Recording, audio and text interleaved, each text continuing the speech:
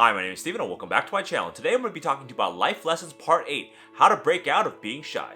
So these episodes are about the lessons that I've learned along the journey of my life. This series will cover different aspects of my life now that I'm older, wiser, and more experienced. And looking back on what I would have done differently had I had more experience or knowledge about that. This is primarily going to be used as a guide to help others through the mistakes of my past. And the goal is for others to skip over my mistakes that I've made. So everyone goes through a period of their life in which they're not confident in their abilities to be social. If you are lucky, this happens early on in life and you adjust accordingly when you grow older. But then if you're not lucky, you might end up with social anxiety throughout the rest of your life. And you could also run the possibilities of going through different phases in which you're sometimes socially confident or sometimes not socially confident. For me, I struggled with shyness mightily during my middle and high school years and even bleeding into college years. I went through multiple periods in which my confidence to speak with others fell dramatically, and I was a very shy kid as a result. And the confidence that I had to talk to others were undermined continuously due to my past experiences. This second guessing with my social skills caused me to decline in my skills even more progressively as the years passed.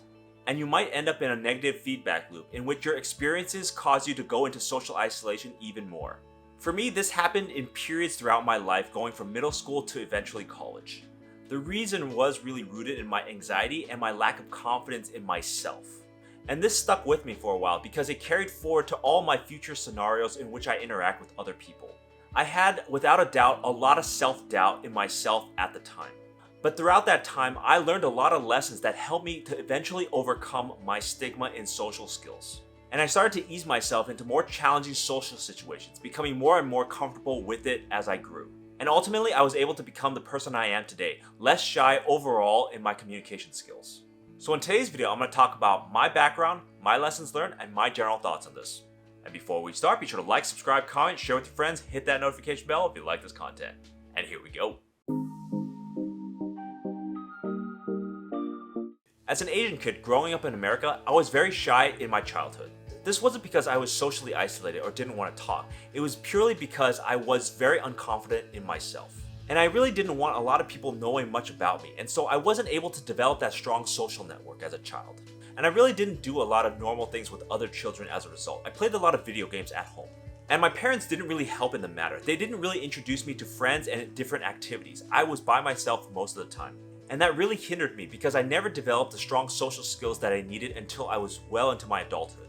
And growing up in LA, the brutal heat of the summers forced my summer vacations to be by myself in my room playing video games.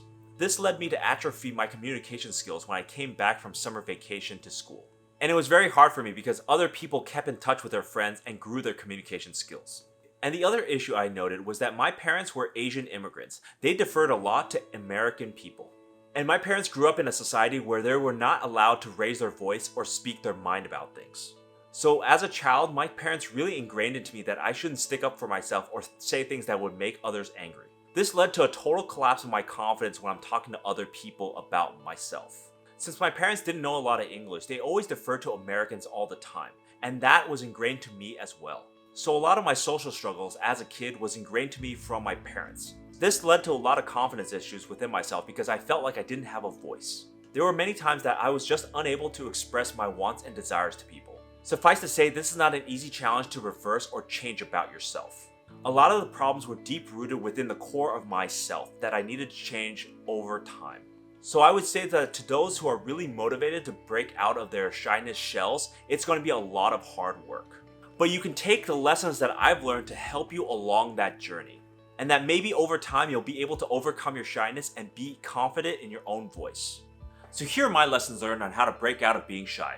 Number 1, no one is perfect. The thing is, no one is perfectly extroverted. Everyone has some flaws in their communication styles.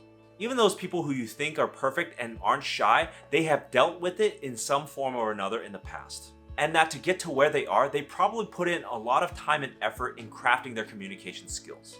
This is important for you to understand if you really want to get rid of shyness in the future. This is your motivation. Because we can create all sorts of narratives to keep us being shy because we think that that person is perfect or that person is just born with that skill set. And that we cannot be as good as them no matter how hard we try. This is blatantly false. Nobody is perfect. Everyone had to come from somewhere in the beginning. One of the main keys for me breaking out of my shyness was that I had to tell myself that I could do it. I could break out of my shell. It wasn't easy, but I used people in my life as gauges to help me through that mindset. Because I had friends that weren't the perfect communicators, but then grew better and better as they aged. So for those of you that are trying to break out of shyness, look at your assumptions about yourself. Are they true, or are they false, or are they made up? And if you think that they are true, can you find counter narratives to those things?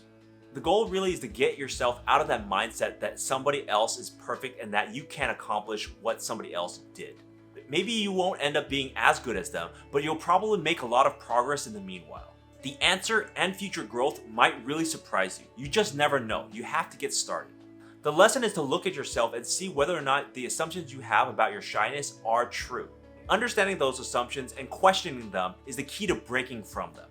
Once we do that, our mental block preventing us from changing will slowly crumble, and you'll slowly be able to start making little changes. And that will ultimately help us to break out of our shyness. Number 2, the road ahead isn't easy. Yeah, this isn't easy to say, but if you go on this journey to break out of your shyness, it will be long, hard, and arduous. And there's going to be a lot of roadblocks along the way.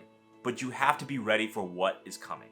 Since shyness is really a core part of ourselves, it might be very hard for us to break out of it in the short term. Years of social conditioning might have to be unwound and changed slowly over time. It's not going to happen overnight.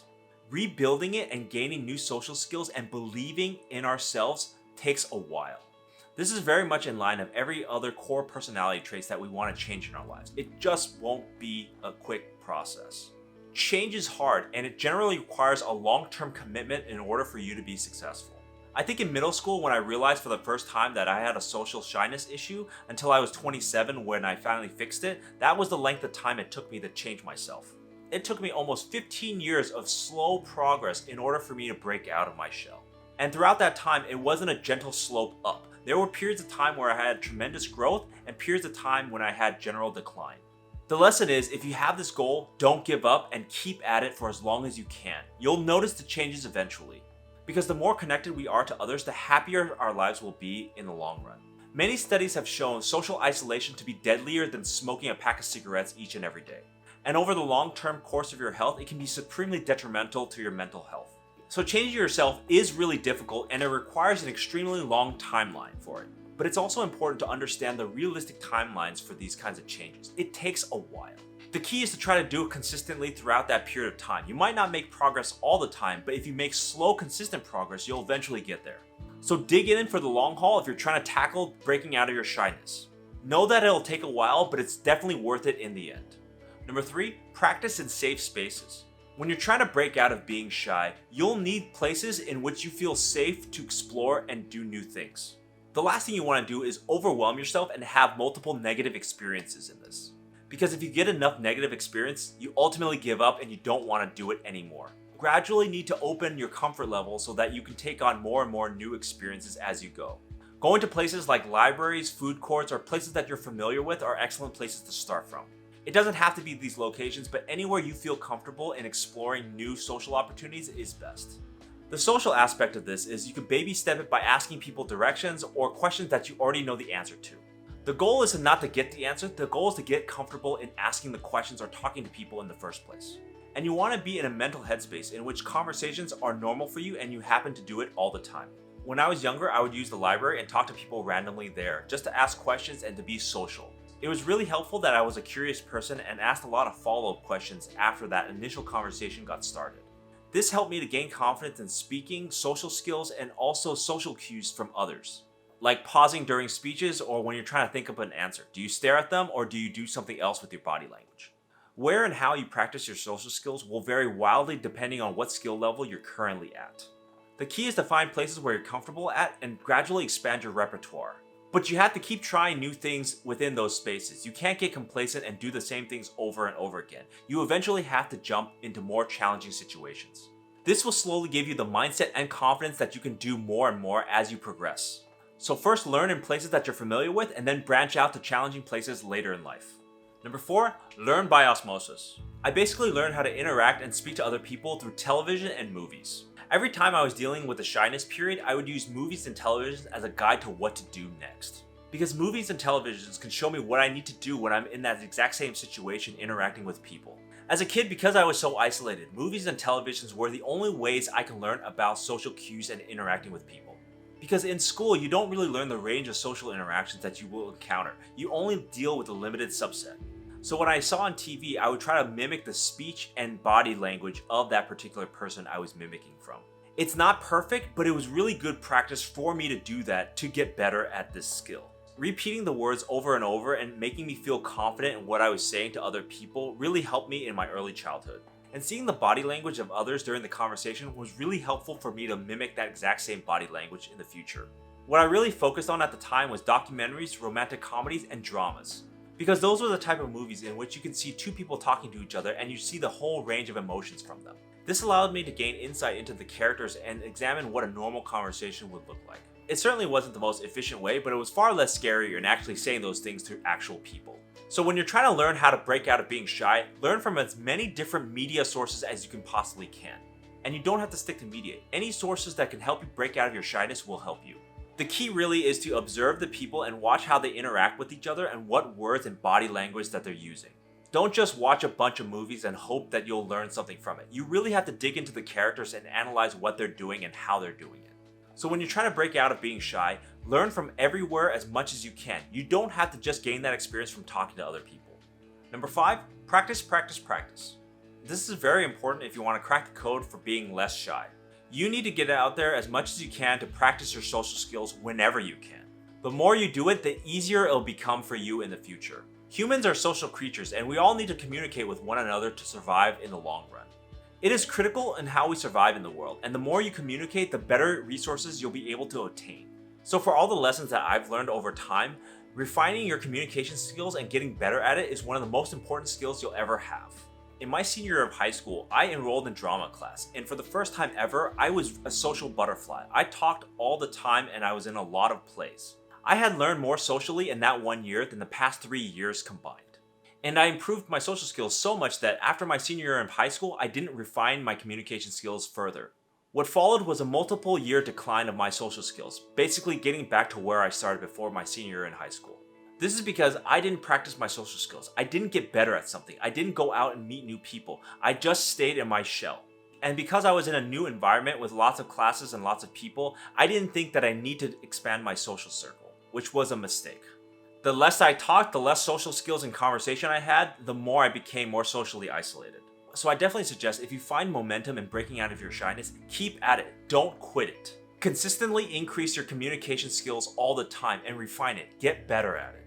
Momentum is real, especially breaking out of your shyness. You want to keep that consistently. And if you don't, you run the risk that you might backslide into your previous self. So practice, practice, practice as much as you can to help you break out of your shyness much quicker. So here are my general thoughts on breaking out of shyness. I think the most significant challenge you'll face when you're breaking out of your shyness is the mental aspect of it. I was very easily embarrassed as a child. I didn't have a lot of confidence in what I was doing or saying at the time. When people called me out or I didn't answer quickly enough, I would be super embarrassed about that situation. And it put me in a mental headspace in which the next time it happened, I was even less confident than before. What changed for me is that when I was 25, I decided to just go through that embarrassment, whatever the cost may be, and that I would deal with whatever the social consequences of that were. Instead of fearing the situation, I would accept it for what it is and learn something from it. This was a big key for me because for the first time in my life, I could see something for what it is and move on from it. And I would go through these embarrassing situations with more self-compassion for myself. I would tell myself that it's okay and that most people will go through this as well in their lifetimes. I think I really just took ultimate responsibility for my reactions to whatever happens. And that I decided to accept my shyness as a part of myself, not something to be hidden, but something to be expressed and accepted. Paradoxically, this has actually helped me to overcome my shyness.